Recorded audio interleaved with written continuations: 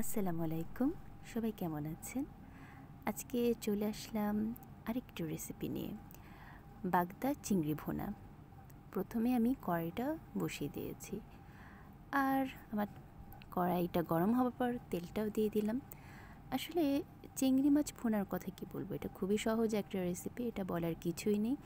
আসলে মাছ এক একজন এক একভাবে রান্না করে।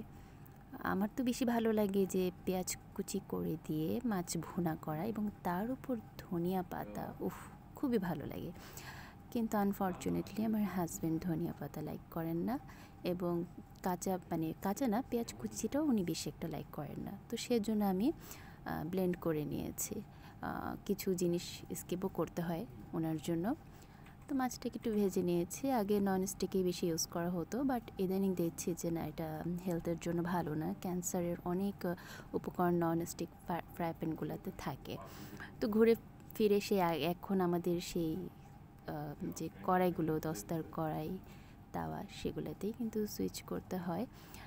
আর রান্না কিন্তু এগুলাতেই ভালো হয়, যেহেতু আমাদের দাদি নানিরাও কিন্তু এভাবে রান্না করে এসছে। তো আসলে রেসিপিটা বলার মতোই কিছুই নেই, খুবই সহজ চিংড়ি মাছ ভুনা করা। তো আমি মাছগুলোকে জাস্ট একটু ভেজে নিয়েছি, একটু হলুদ, একটু লবণ দিয়ে ভেজে নিয়েছি। আর আমি যে পেস্টটা করেছি, এখানে আমি টমেটো, একটু রসুন আর পেঁয়াজ একসাথে ব্লেন্ড করে নিয়েছি। চিংড়ি মাছটা এতই ফ্লেভারফুল যে এটার সাথে আসলে সেরকম কিছু আর কি প্রয়োজন হয় না।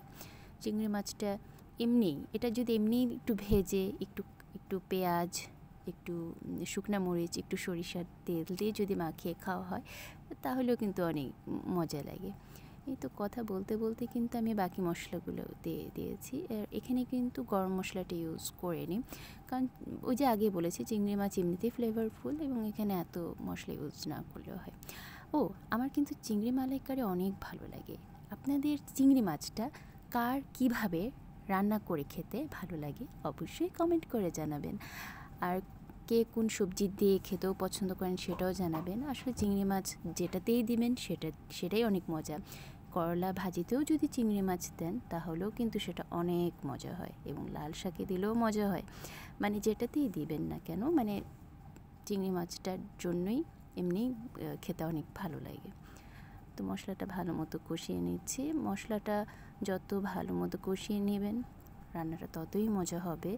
মশলার একটা কাঁচা গন্ধ থাকে, যেটা ভালো মতো কষিয়ে নিলে সেই কাঁচা স্মেলটা পাওয়া যায় না। আর আমি আসলে এত আয়োজন করে বা ভিডিও করব বলে আসলে এটা করিনি। চিংড়ি মাছটা মানে যেভাবে সবাই ভিডিও করে, আমি আসলে নর্মালি যেভাবে ঘরোয়াভাবে মানে যেটাই করেছি সেটা আসলে একটা ভিডিও ধারণ করেছিলাম, এবং আমি শিওর ছিলাম না যে আমি ভিডিওটা পোস্ট করব কি না। তো এখন ফোনটার গ্যালারিতে গিয়ে দেখলাম না, আমার ভিডিওটা আছে। সো ভয়েস দিয়ে দিলাম, আর ভাবলাম যে আমি আপনাদের সাথে এটা একটু শেয়ার করি, আর আপনাদেরও সম্পর্কে জানি যে কীভাবে রান্না করে খেতে পছন্দ করেন। দেখা গেল আপনাদের কমেন্ট পড়তে পড়তে আমিও নতুন কোনো রেসিপি পেয়ে গেলাম, যেটা দিয়ে আমি আগে কখনো চিংড়ি মাছ ট্রাই করিনি। আর চিংড়ি মাছটা কিন্তু আমি একদম পানিটা শুকিয়ে নিয়েছি, একদম শুকিয়ে ফেললে ভালো লাগে। এই যে দেখুন, আমার রান্না কিন্তু অলমোস্ট ডান আপনাদের সাথে কথা বলতে বলতে। তো কে কোথা থেকে ভিডিওটি দেখছেন অবশ্যই কমেন্ট করে জানাবেন, এবং সবাই ভালো থাকবেন। আল্লাহ হাফেজ।